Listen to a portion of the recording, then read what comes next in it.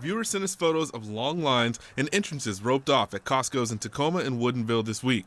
And it's a similar story at many grocery stores nationwide as everyone's trying to get supplies during the coronavirus outbreak. There was a police presence at the Woodinville Costco, and employees were out front doing crowd control.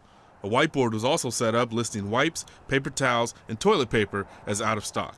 Many stores are now capping the number of items that one can buy. The idea of stockpiling is a way to feel in control about a situation that feels out of control.